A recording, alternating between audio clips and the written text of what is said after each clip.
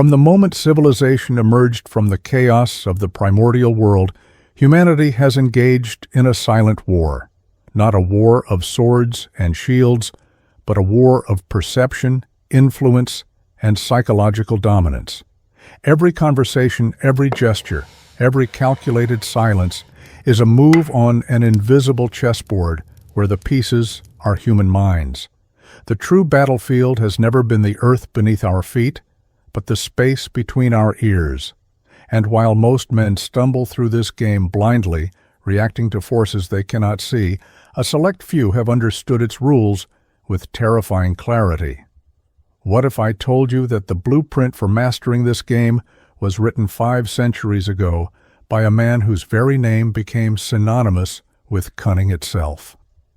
Niccolò Machiavelli, the Florentine diplomat and philosopher, witnessed firsthand the rise and fall of princes, the manipulation of masses, and the cold mechanics of power. While others spoke of virtue and morality in lofty terms, Machiavelli dared to document what actually works. He understood that life is not a fairy tale where the good are rewarded and the evil punished.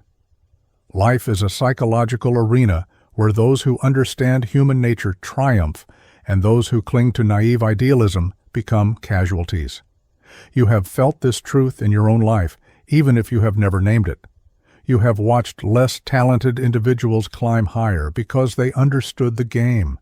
You have been outmaneuvered by those who smiled while they positioned their knives. You have wondered why your honesty was punished while others' deception was rewarded.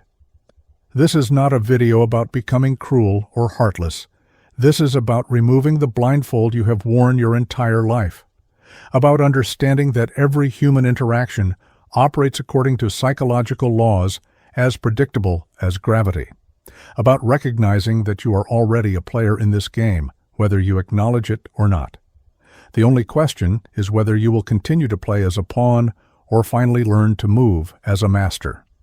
Over the next 40 minutes, we will descend into the Machiavellian framework and extract 8 laws that govern human behavior and social power. These are not theories. They are observations distilled from centuries of political intrigue, warfare, and the raw exercise of influence. By the end of this journey, you will see people, relationships, and hierarchies with new eyes. You will recognize the patterns that have always surrounded you but remained invisible.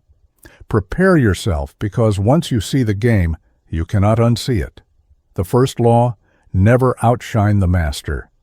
Make those above you feel superior, and you will attain the heights of power. The human ego is the most fragile and dangerous force in all social interaction. We imagine ourselves to be rational creatures, but beneath the veneer of logic lies a primordial need for validation, recognition, and hierarchical certainty. When this need is threatened, reason evaporates and instinct takes command. Machiavelli understood that the powerful are not elevated by their competence alone, but by their ability to manage the insecurities of those above them. The master, whether a king, a CEO, or a mentor, requires not just obedience, but psychological affirmation. They must feel that their position is natural, deserved, and unchallenged. The moment a subordinate appears too brilliant, too capable, or too independent, they transform from an asset into a threat. This law operates on a fundamental principle of social psychology. People judge you not by your objective value, but by how you make them feel. A subordinate who constantly demonstrates superior knowledge or skill triggers a defensive response in their superior. The master begins to question their own legitimacy. They wonder if others notice the gap. And most dangerously, they start to perceive the brilliant subordinate as a future usurper. This is not conscious conspiracy. It is the automatic response of the ego defending its territory. The threatened master does not attack openly. They simply begin to withdraw opportunities, spread subtle criticisms, and create obstacles. Before the talented subordinate realizes what has happened, their career has been quietly sabotaged by the very person they were trying to impress. Consider the fate of Nicolas Fouquet, the finance minister to Louis XIV of France. Fouquet was brilliant, ambitious, and determined to demonstrate his excellence. In 1661, he invited the young king to a magnificent celebration at his newly completed chateau at Vaux-le-Vicomte. The estate was a masterpiece, more grand than any royal palace. The gardens were designed by the greatest landscape architect of the age. The entertainment included a play specially commissioned from Molière. Every detail screamed of wealth, taste, and power. Fouquet believed he was honoring his king and displaying his own competence. He could not have been more catastrophically wrong. Louis arrived and witnessed a display that made his own residences look provincial. He saw a subject with the audacity to overshadow his monarch. 3 weeks later, Fouquet was arrested on charges of embezzlement. His property was seized, his reputation destroyed, and he spent the remaining 19 years of his life imprisoned in a remote fortress. The king took Fouquet's architects, artists, and designers and used them to build Versailles, ensuring that no subject would ever outshine him again. Look around at your modern landscape, and you will see this law in constant operation. The manager who feels threatened by a talented employee will never promote them. Instead, they will find reasons to criticize, delay, or transfer them. The mentor who senses their student approaching their level of mastery will subtly withhold the final pieces of knowledge. The leader of any organization will tolerate mediocrity in their inner circle far longer than they will tolerate a subordinate who makes them look inadequate by comparison. Social media has amplified this dynamic to an almost comedic degree. People curate their lives to appear successful, but they become hostile to friends who achieve too visibly. The classmate who becomes wildly successful is quietly unfollowed. The colleague who receives recognition is subjected to gossip about how they do not deserve it. This is not random meanness. It is the ancient law asserting itself in digital form. Your arsenal must include strategic modesty. When you achieve something significant, you must frame it as a team effort or attribute part of the success to the guidance of those above you. When you possess knowledge that your superior lacks, you must find ways to let them articulate it first or to present it in a manner that enhances their status. Learn to win victories that make your master look good. Become indispensable, not through overshadowing, but through amplification. Make yourself the instrument of their success, and you will rise, because your elevation becomes synonymous with their glory. But beware, this does not mean incompetence or invisibility. You must be excellent, but you must cloak that excellence in deference. The goal is to be recognized as valuable without triggering the defensive mechanisms of those who control your fate. Master this balance, and you will ascend. Ignore it, and you will wonder why your talents led to nowhere but isolation and sabotage. The second law, guard your reputation with your life, for reputation is the cornerstone of power. In the psychological game of life, you are not what you are what others believe you to be. This is not cynicism, it is the fundamental architecture of social reality. Your reputation precedes you into every room, every negotiation, every relationship. It determines who trusts you, who fears you, who seeks you out, and who avoids you. While you sleep, your reputation is working for you or against you, shaping opportunities and closing doors. Machiavelli understood that power is ultimately perception, and perception is built on reputation. A ruler with a reputation for ruthlessness need not constantly demonstrate violence. The reputation itself becomes a deterrent. A person known for integrity need not constantly prove their honesty, others assume it. Reputation is leverage multiplied across time and space. The mechanics are rooted in cognitive efficiency. Human brains are overwhelmed with information and must rely on shortcuts to make decisions. When encountering someone new or deciding whether to trust, people do not conduct comprehensive investigations. They rely on reputation, the accumulated judgments of others. This is why a single blow to reputation can be more devastating than any material loss. Money can be regained, positions can be retaken, but reputation, once shattered, requires years to rebuild if it can be rebuilt at all. The psychological game recognizes this asymmetry. Building a reputation is the work of years, destroying it can be the work of moments. Therefore, the strategic mind invests heavily in construction and guards obsessively against destruction. In the 16th century, the Ottoman Empire was at the height of its power under Suleiman the Magnificent. The Sultan's reputation was built not merely on military conquest, but on a carefully cultivated image of justice, wisdom, and invincibility. One of his most brilliant tactical moves involved no armies at all. When the Habsburg Empire sought to challenge Ottoman dominance, Suleiman did not immediately march to war. Instead, he allowed rumors of his vast wealth, his disciplined armies, and his cold strategic brilliance to circulate through European courts. Diplomats who visited Constantinople were treated to calculated displays of splendor and military precision. These visitors returned home with tales that amplified Suleiman's reputation. When conflicts did arise, many potential enemies sued for peace before battles were even fought. They had been defeated by reputation before a single sword was drawn. Suleiman understood that the perception of invincibility is often more powerful than invincibility itself, because perception influences behavior preemptively. In our current age, reputation operates at unprecedented speed and scale.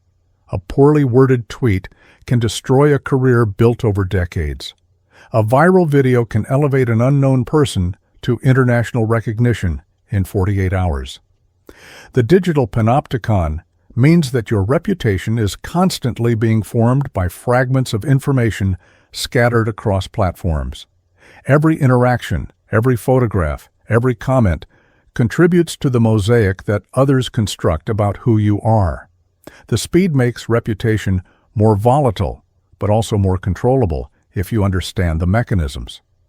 Companies now employ teams dedicated solely to reputation management, recognizing that public perception directly translates to market value. Politicians rise and fall not on policy competence, but on the narrative surrounding their character. In business, two identical products will sell at vastly different prices based purely on brand reputation. You must become the architect of your own narrative. This means several tactical imperatives. First, consistency across contexts. The person you present in professional settings must align with the person visible in social settings. Contradiction creates doubt, and doubt erodes reputation. Second, strategic visibility in areas aligned with your desired reputation. If you wish to be seen as an expert, you must create artifacts of expertise, writing, speaking, teaching. If you wish to be seen as reliable, you must accumulate a visible track record of kept promises. Third, immediate response to threats. When someone attacks your reputation, the speed of your response matters as much as its content. Silence is interpreted as admission. A delayed defense arrives after the damage is done. Finally, association curation. You will be judged by the company you keep. Proximity to scandal contaminates even the innocent. Proximity to excellence elevates even the mediocre. Choose your alliances and associations as if your reputation depends on them, because it does. Remember that in the psychological game, you are playing in the minds of others. Reputation is the permanent score they keep. Guard it, cultivate it, and deploy it as your most powerful asset. The third law, conceal your intentions. Keep people off balance and in the dark by never revealing the purpose behind your actions. Predictability is the death of strategic advantage. When others understand your intentions, they can prepare defenses, construct obstacles, and coordinate opposition. Machiavelli recognized that the essence of psychological mastery lies in information asymmetry. You must see clearly while others grope in darkness. You must understand their motives while yours remain obscured. This is not about dishonesty for its own sake. It is about maintaining the freedom to maneuver. The moment your true intentions become legible, you lose the initiative. Others begin to write the script of your future, and you become reactive rather than proactive. The strategic mind operates behind a veil, revealing only what serves the larger purpose, while the actual architecture remains hidden. This law exploits a fundamental aspect of human psychology. We are pattern recognition machines desperately seeking to predict behavior. When we cannot predict, we experience anxiety and cognitive dissonance. This discomfort makes people malleable. They fill the void of uncertainty with projections, assumptions, and hopes. A skilled player allows others to see what they wish to see, providing just enough information to seem transparent, while the actual machinery operates unseen. This technique is even more powerful because most people are conditioned to interpret openness as honesty and concealment as malevolence. The Machiavellian understands that this moral framework is itself a tool to be exploited. By appearing open about trivial matters, you establish a reputation for candor that provides cover for the concealment of what truly matters. The rise of Cardinal Richelieu in 17th century France provides a masterclass in concealed intentions. When Richelieu entered the service of the young King Louis XIII, France was weak, divided by internal religious conflict, and surrounded by powerful enemies. Richelieu's ultimate goal was to establish France as the dominant European power and to concentrate authority in the crown, which meant in his own hands as chief minister. But he could not announce this ambition directly. The nobility would have united against him, foreign powers would have formed alliances to contain France, and the king himself might have felt threatened. Instead, Richelieu proceeded through misdirection and patience. He publicly championed Catholicism while secretly funding Protestant forces in the East. 30 Years' War to weaken the Catholic Habsburgs. He appeared to support noble privileges while systematically dismantling their fortifications and private armies. He seemed to defer to the king in all matters while carefully shaping every major decision through information control and framing. Each move appeared reasonable in isolation, but the cumulative effect was a transformation of the French state. By the time his opponents understood his true intentions, the architecture was already built, and they were too weak to dismantle it. Richelieu had concealed a revolution behind the mask of loyal service. In contemporary environments, this law manifests in boardrooms, political campaigns, and competitive markets. The entrepreneur who reveals their complete business strategy invites competition. The employee who announces their intention to seek a position invites rivals and allows superiors to prepare objections. The negotiator who shows their complete hand loses leverage. We see this principle violated constantly, and we see the consequences. The political candidate who speaks too plainly about controversial positions hands ammunition to opponents. The company that telegraphs its strategic moves allows competitors to preempt or copy. Social media has created a culture of oversharing that makes this law more powerful than ever for those wise enough to apply it. While others broadcast their every thought and plan, the strategic individual maintains discretion, allowing the noise of others to provide cover for signal. Your tactical approach must include multiple layers of misdirection. First, create false fronts. Allow people to believe they understand your motives while the true purpose lies elsewhere. If seeking power, appear to seek only service. If building a competitive advantage, appear to be cooperating. Second, use honesty selectively as camouflage. Be genuinely open about matters that do not affect your core interests. This establishes trust that provides cover when you must be opaque. Third, vary your patterns. Predictability allows others to anticipate your moves. Introduce deliberate randomness or unexpected actions that defy pattern recognition. Fourth, control the narrative through strategic revelation. Release information on your timeline, framed in your language, rather than allowing others to discover and interpret it. Finally, watch what others conceal. The questions people avoid, the topics they deflect, the areas where they suddenly become vague. These are the coordinates of their true intentions.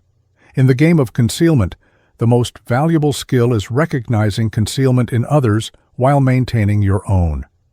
Master this, and you will move through social and professional landscapes with the freedom of a ghost, visible when you choose, invisible when you must be, and always several moves ahead of those who believe they see you clearly.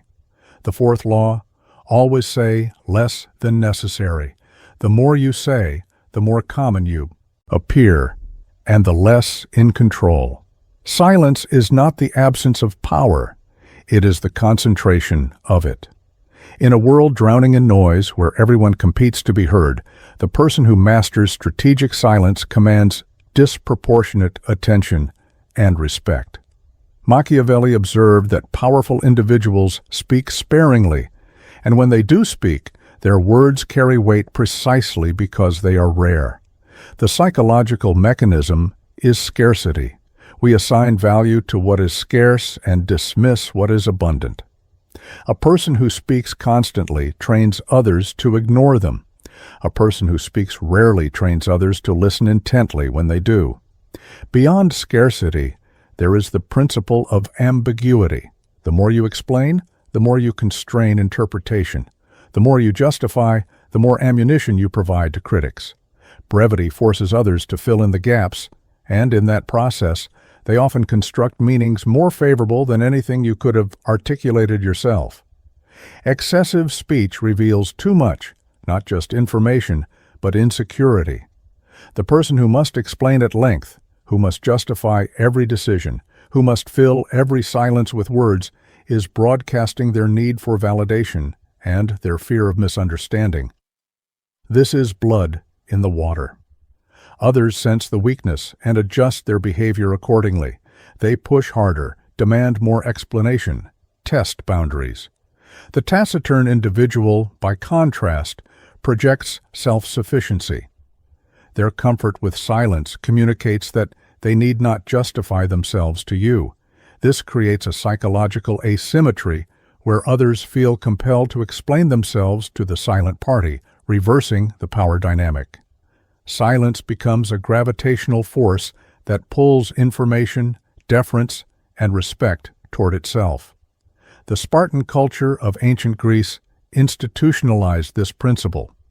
The word laconic derives from Laconia, the region of Sparta, and refers to their famous economy of speech. Spartans were trained from childhood to speak with brutal efficiency. Their responses were often single words or short phrases that carried maximum information with minimum elaboration. When Philip II of Macedon invaded southern Greece, he sent a message to Sparta. "If I invade Laconia, I will raze it to the ground." The Spartans replied with a single word, "if." This response achieved multiple effects simultaneously. It demonstrated courage by refusing to acknowledge the threat. It displayed confidence by not arguing or justifying. It unsettled Philip by providing no surface to argue against. And it became legendary, cementing Sparta's reputation for fearlessness and crystalline communication. Philip never invaded Laconia. He understood that a people who could respond to existential threats with single-word defiance were psychologically unbreakable.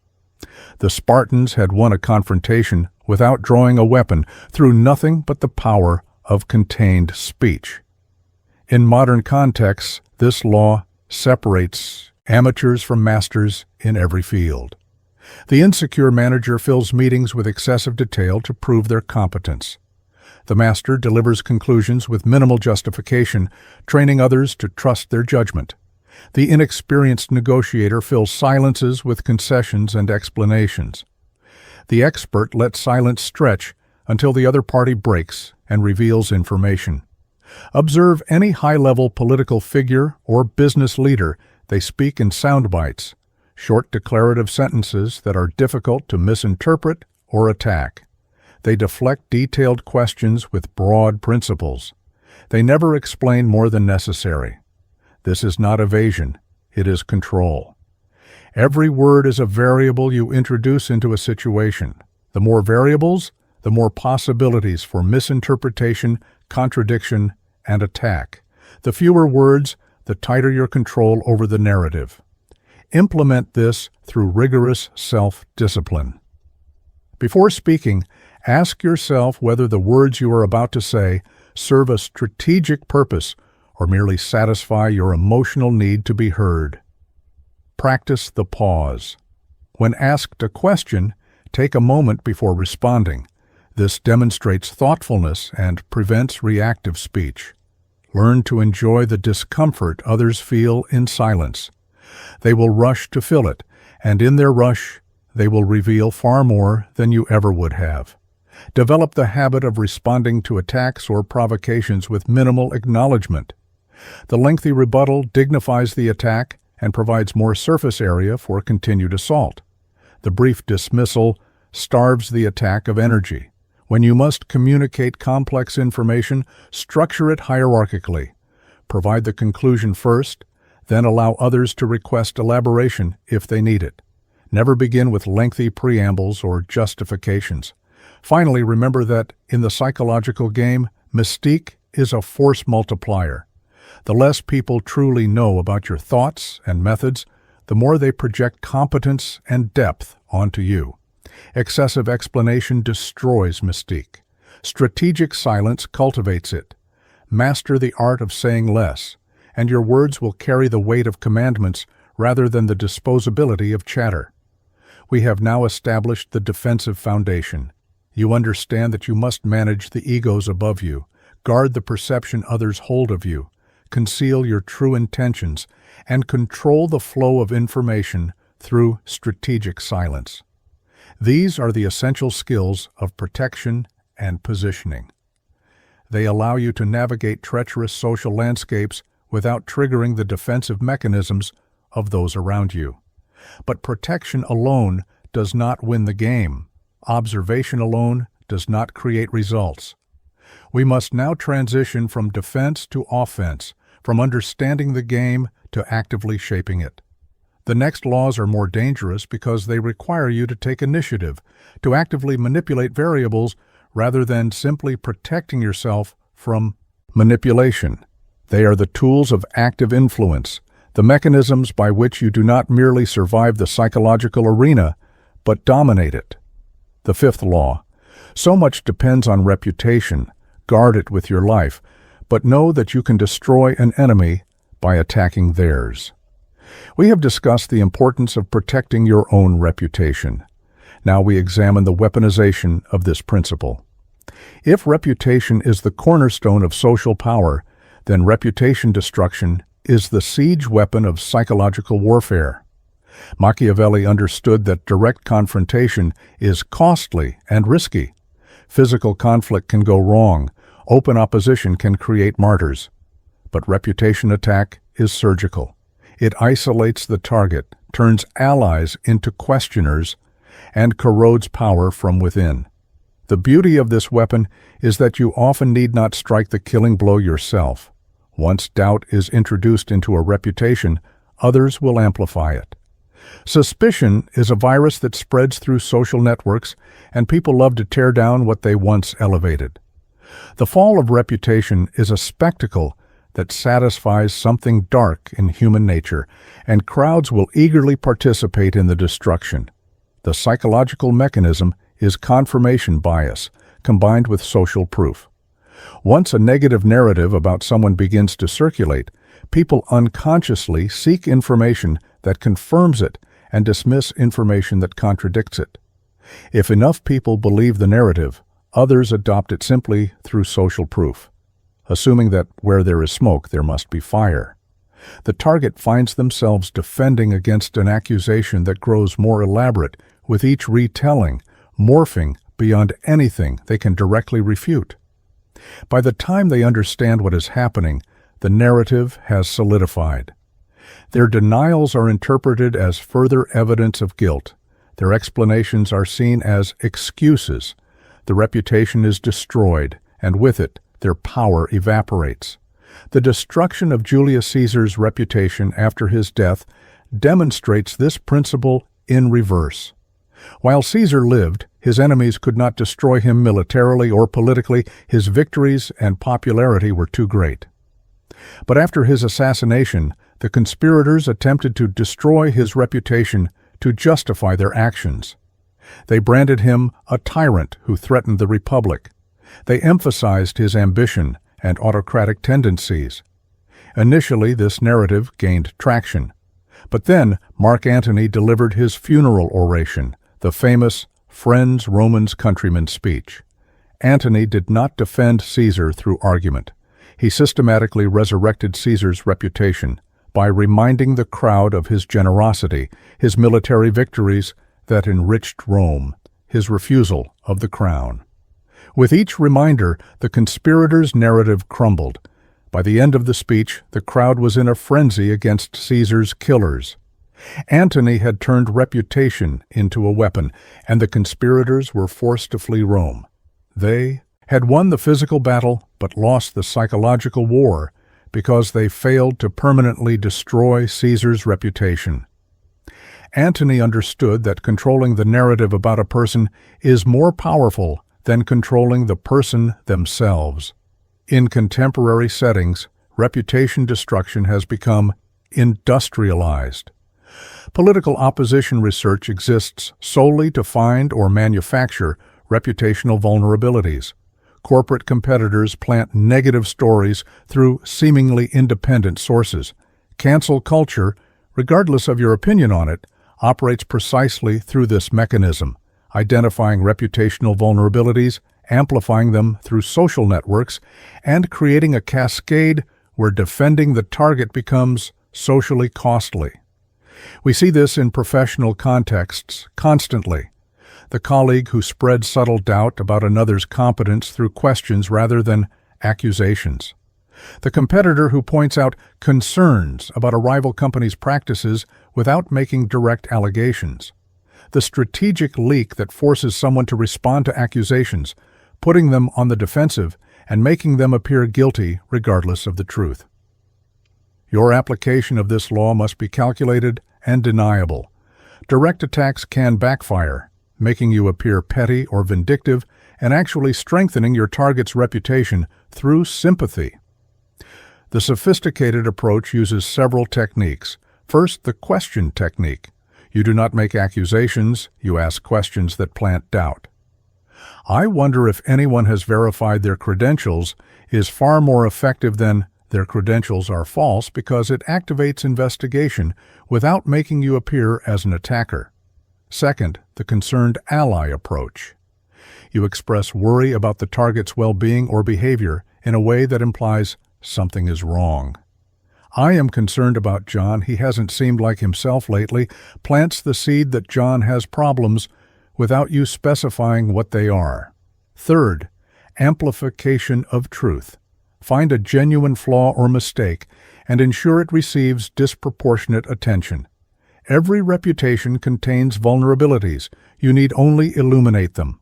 Fourth, the proxy attack.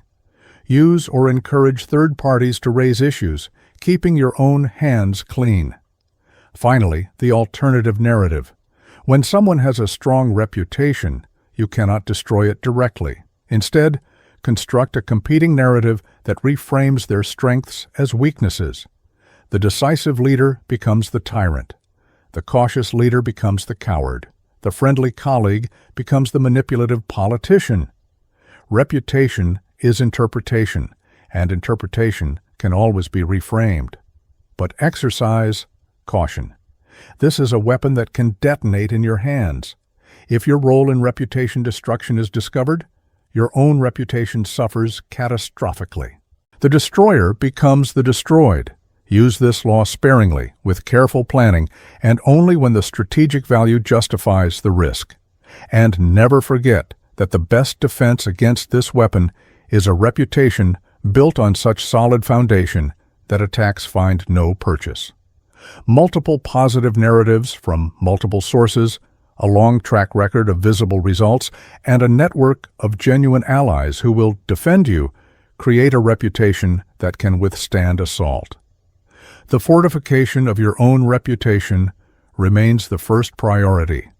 The destruction of another's is a tool reserved for moments when conventional competition has failed and the stakes justify the darker path. The sixth law: court attention at all costs. Everything is judged by appearance. What is unseen counts for nothing. In the psychological game, visibility is survival. Accomplishment that goes unnoticed might as well not exist. Virtue that remains hidden cannot be leveraged. Machiavelli recognized that power structures operate through perception, and perception requires attention. The individual who cannot capture attention is invisible, and the invisible have no power. This is not about shallow self-promotion. It is about understanding that human systems are information processing machines with limited bandwidth. Thousands of competent people exist within any organization or society, but only a handful capture the attention necessary to rise. The scarce resource is not talent, it is notice. The strategic mind therefore treats attention as the fundamental currency to be accumulated, invested, and protected. The psychological underpinning is the availability heuristic. People judge importance based on how easily examples come to mind. The person who is frequently seen, frequently mentioned, frequently present in discussions becomes synonymous with importance regardless of their objective contribution.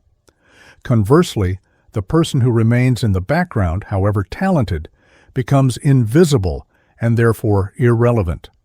We like to believe that merit naturally rises, but this is a comforting delusion. Merit requires a delivery mechanism, and that mechanism is attention. The most competent person in the room has zero influence if no one knows they exist. The moderately competent person who has mastered attention controls the agenda, receives opportunities, and accumulates power.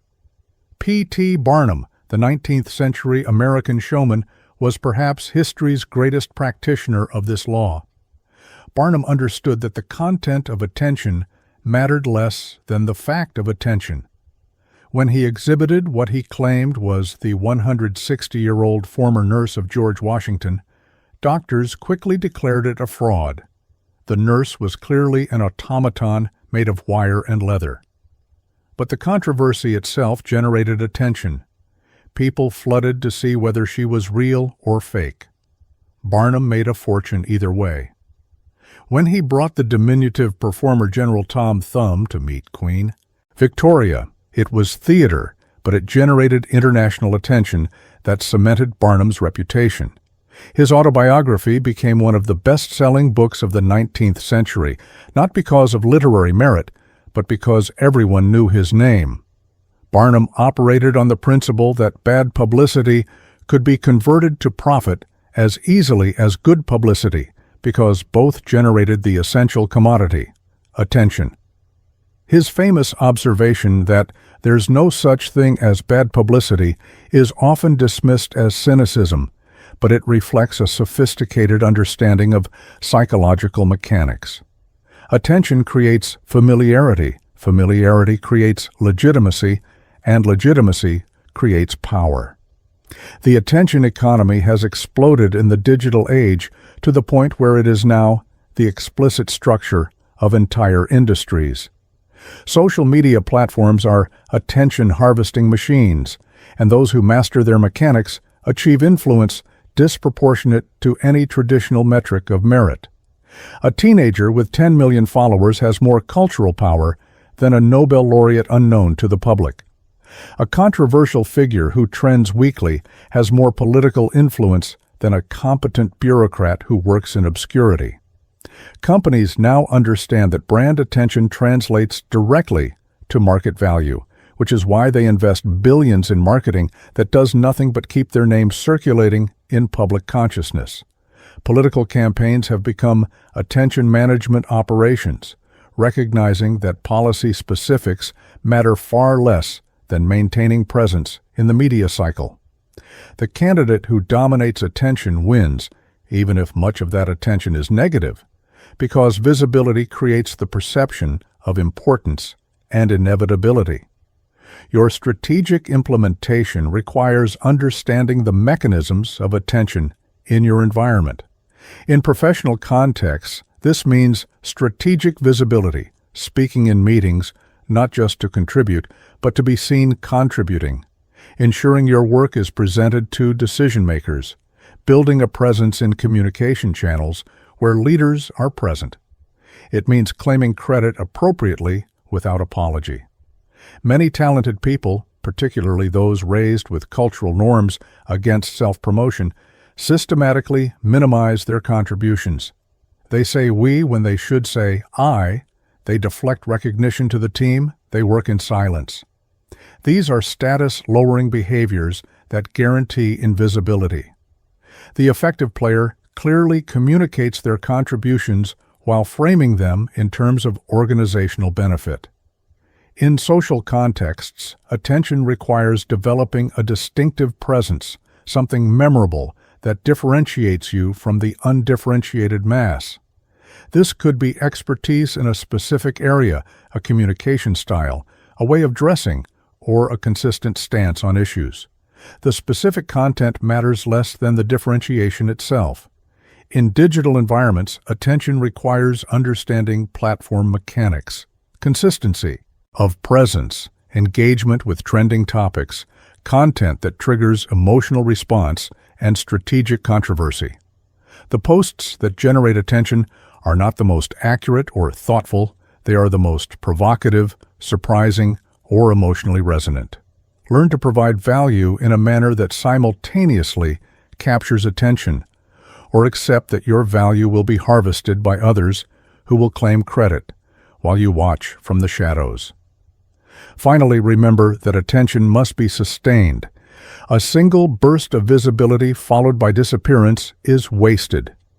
Consistent presence builds the cumulative effect that translates attention into power.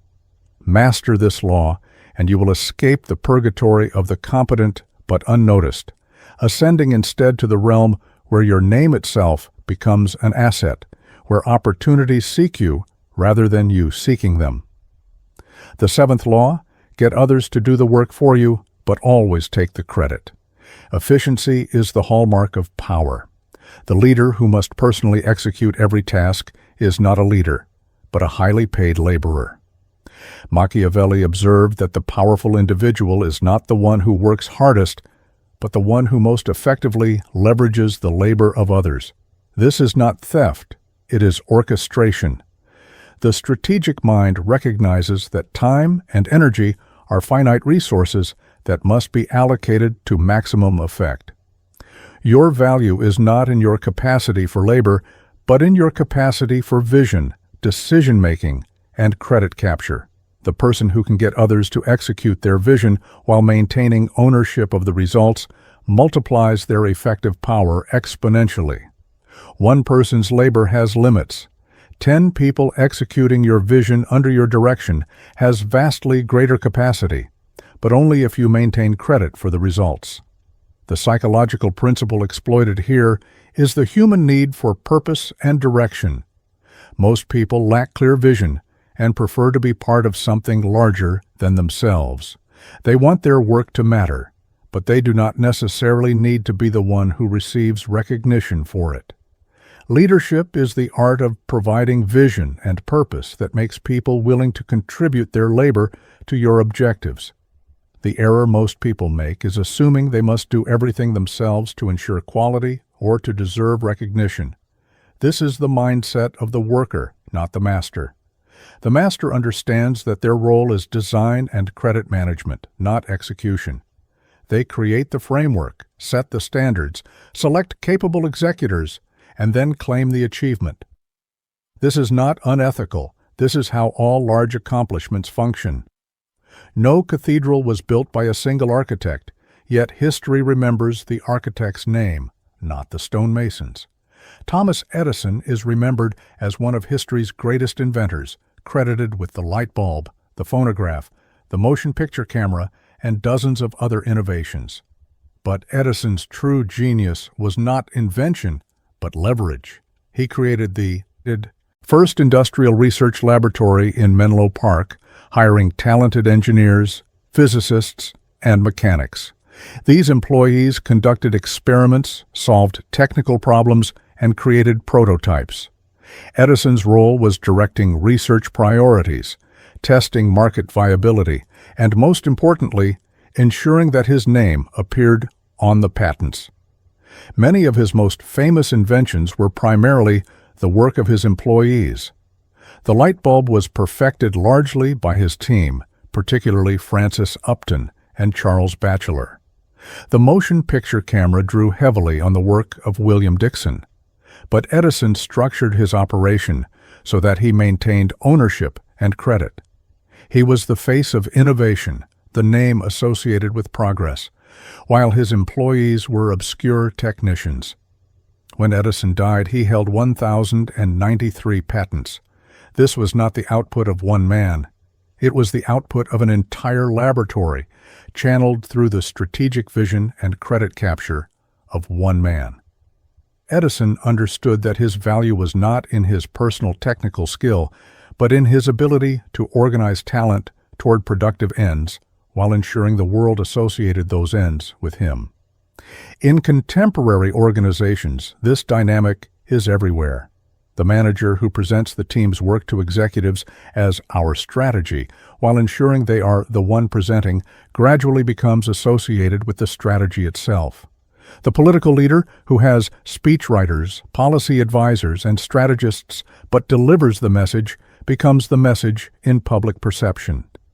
The CEO who has a team of deputies executing operations while they focus on vision and external representation receives credit for the company's success. This is not accidental, it is structural. The person who controls the narrative controls the credit. The person who is the public face becomes the achievement's owner in collective memory. Those who resist this principle out of egalitarian sentiment doom themselves to remain executors rather than leaders. They spend their energy on tasks that others could perform while neglecting the higher-order work of credit capture and positioning. Your implementation must be both tactical and ethical within strategic bounds. First, develop the skill of delegation. Identify tasks that others can perform adequately and release them.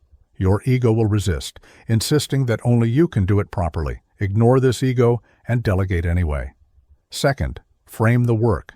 When others execute your vision, ensure the framing emphasizes that they are implementing your strategy, solving your problem, or building your design. The framing is reality. Third, maintain oversight without micromanagement. You must know enough about the work to speak intelligently about it and to ensure quality, but you must not become lost in execution details. Fourth, control the presentation. Be the one who presents results to those who matter. The person who delivers the report owns the report in the minds of the audience. Fifth, distribute sufficient recognition to keep executors motivated while maintaining primary credit for yourself. Thank the team, acknowledge contributions, but ensure the overall achievement is associated with your leadership. Finally, understand the boundary. You can claim credit for work done under your direction and vision, but you cannot claim credit for work done by peers or those outside your sphere. The former is leadership, the latter is fraud that will destroy your reputation when discovered. The effective player builds a machine where others' labor flows toward their objectives, while credit flows toward their name. This is not exploitation if you provide genuine value through vision, coordination, and opportunity. You are offering people purpose, structure, and association with achievement. In return, you harvest the recognition that translates to power. Master this exchange, and you will accomplish in one lifetime what would take 10 lifetimes of solitary labor. The eighth law, make other people come to you, use bait if necessary. The psychology of pursuit is fundamental to power dynamics. The person who chases appears desperate and weak. The person who is pursued appears valuable and strong. Machiavelli understood that positioning determines perception, and perception determines leverage. When you go to others, you implicitly communicate that they have something you need. You have surrendered the high ground. You have made yourself the supplicant. But when others come to you, the entire dynamic inverts. They reveal their need. They acknowledge your value. They enter your territory, literal or psychological, where you control the context and conditions. The strategic mind, therefore, structures situations to create pursuit rather than engaging in it. This requires patience, positioning, and often the strategic deployment of bait that triggers others' desire or need. The psychological mechanism is scarcity and perceived value. We pursue what appears scarce or valuable, and we dismiss what pursues us as abundant or desperate. This is not rational, it is instinctive. The romantic partner who is always available loses attraction. The business opportunity that is constantly pitched loses credibility. The expert who eagerly seeks clients appears less expert than the one who maintains a waiting list. Scarcity, real or artificial, creates desire, but scarcity alone is insufficient. It must be combined with visibility. You must be seen as valuable, but difficult to access. This combination creates magnetic pull. People begin to pursue you because they perceive that gaining access to you is an achievement in itself. The pursuit becomes self-reinforcing. The fact that others are pursuing you makes you appear more valuable, which triggers additional pursuit. Consider the strategy of Metternich, the Austrian statesman who dominated European diplomacy after the Napoleonic Wars. In the Congress of Vienna, Metternich needed to position Austria as the central power despite Austria being militarily weaker than Russia and Prussia. He could have desperately courted alliances, traveling to other capitals, making concessions. Instead, he insisted that the Congress be held in Vienna, on Austrian territory. He then created a social season of lavish balls, concerts, and entertainments. Diplomats from across Europe came to Vienna not just for negotiation, but for the social spectacle. Once there, they operated in an environment Metternich controlled. He scheduled meetings, controlled information flow, and positioned himself as the essential intermediary between competing powers. When tensions arose between Russia and Britain, both sides came to Metternich to mediate. When Prussia sought concessions, they came to Metternich's office. He had transformed geography and hospitality into strategic advantage. By making others come to him, he appeared more powerful than Austria's actual military strength warranted, and this appearance translated to actual diplomatic outcomes. The Congress of Vienna established an order that reflected Austrian interests far beyond what force of arms could have achieved. In modern contexts, this law manifests in countless forms. The consultant who appears busy and selective about clients charges premium rates and attracts better clients than the one who eagerly accepts any work. The hiring manager who makes candidates wait creates the perception that the position is highly desirable.